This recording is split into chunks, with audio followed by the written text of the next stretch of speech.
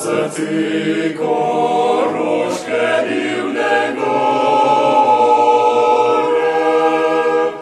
mił dolbenem, mił dusza sterta, zabit was nie może. Mił dolbenem, mił dusza sterta, zabit was nie może.